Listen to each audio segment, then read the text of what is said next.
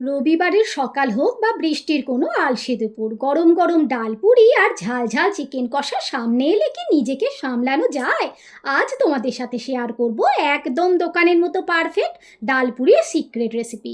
পুর একটুও বাইরে বেরিয়ে আসবে না আর প্রতিটা ডাল পুরি ফুটবলের মতো ফুলবে। তো চলো রেসিপি শুরু করি। হে এভরিওয়ান, কেমন আছো তোমরা সবাই? পিয়ালি রন্ধনশালায় তোমাদের সকলকে স্বাগত জানাই। ডাল পুরির প্রাণ হলো তার পুর। আমি 1 কাপ ছোলার ডাল 5-6 ঘন্টা মতো জলে ভিজিয়ে রেখেছিলাম। ডালটা ভিজে গেলে সম্পূর্ণ জল ঝেড়ে ডালটাকে মিক্সিং জারে নিয়ে জল ছাড়াই বেটে নিয়েছি। বাটার আগে চেষ্টা করবে একটু রোদ্রে বা ফ্যানের তলায় শুকিয়ে নিতে, মানে যতটা জল কম থাকবে তোমাদের পরবর্তী স্টেজে পুরটা বানাতে কষ্ট কম হবে, জলটা তাড়াতাড়ি শুকিয়ে যাবে আর কি। এর মধ্যে চলো বানিয়ে নিই ভাজা মশলা। নিয়েছি 1 চামচ জিরে, 1 চামচ ধনে, 1 চামচ মৌরি আর একটা শুকনো লঙ্কা। সব কিছুকে ড্রাই রোস্ট করে এবার একটু দানা দানা ভাব রেখে গুঁড়ো করে নিয়েছি। খুব ফাইন পাউডার আমি করিনি। এবার চলো ফাইনালি বানিয়ে নিই পুরটা। কড়াইয়ে দিয়েছি 2 চামচ সর্ষের তেল, সামান্য হিং ফোড়ন। হিঙের গন্ধটা বেরোলে দিয়ে দেব 1 চামচ আদা কাঁচা লঙ্কা বাটা। এর সাথে দিয়ে দিচ্ছি হলুদ, লবণ আর চিনি স্বাদ মতো। সামান্য নাড়াচাড়া করে বাটা ডালটা কড়াইয়ে দিয়ে দেব। আঁচ কম রেখে ডালটাকে ততক্ষণ নাড়তে হবে যতক্ষণ না কড়াই থেকে পুরোপুরি ছেড়ে আসছে আর ঝরঝরে হচ্ছে। এটা করতে কিন্তু তোমাদের হাতের বেশ ভালো রকম এক্সারসাইজ হয়ে যাবে। এবার নামানোর আগে দিয়ে দেব 1 চামচ ভর্তি করে ভাজা মশলাটা। ব্যাস, ডালপুরির পুরো রেডি। এবার এটাকে একদম ঠান্ডা হতে দেব। এখন চলো চলে যাই পরের ধাপে, ময়দা মাখা।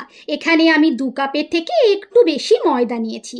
এতে দেব পরিমাণ মতো নুন, 3 চামচ সাদা তেল ময়ান দেওয়ার জন্য। ময়ানটা খুব ভালো করে ময়দার সাথে মিশিয়ে নিতে হবে। এবার অল্প অল্প ঈষদ উষ্ণ জল দিয়ে একটা নরম আর মসৃণ ডো বানিয়ে নেব।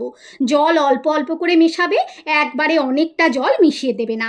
ডোটা তৈরি হয়ে গেলে ওপর থেকে একটু তেল মাখিয়ে 10 থেকে 15 মিনিট রেস্টে রেখে দেব। 15 মিনিট পরে ময়দা থেকে লুচির চেয়ে একটু বড় মাপের লেচি কেটে নেবে। লেচিটাকে বাটির মতো করে মাঝখান দিয়ে ডালের পুর যতটা সম্ভব ভরে দেবে।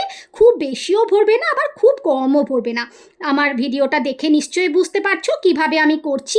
এইভাবেই তোমরাও করে নেবে।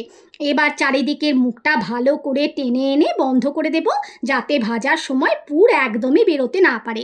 বেলার সময় খুব বেশি চাপ দেবে না। তোমরা চাইলে ডালপুরিগুলো তেল দিয়েও বেলতে পারো। আমি ময়দা দিয়ে বেলেছি যাতে ফেটে যাওয়ার কোনো রকম চান্স না থাকে। এবার ভাজার পালা। কড়াইতে একদম ধোঁয়া ওঠা গরম তেল চাই। তেল ভালোভাবে গরম না হলে ডালপুরি কিন্তু মোটেই ফুলবে না। এখন বেলে রাখা ডালপুরি তেলের মধ্যে ছেড়ে দেব। হাতার পেছনটা দিয়ে ওপর থেকে হালকা চাপ দেব।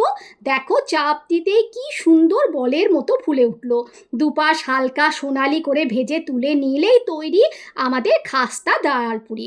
আমি কিন্তু তোমাদের আরও অনেকগুলো ভেজে দেখাচ্ছি। দেখো, প্রত্যেকটা ডালপুরি দারুণ ফুলছে, এতটুকু ফেটে যায়নি, পুর বেরিয়ে যায়নি।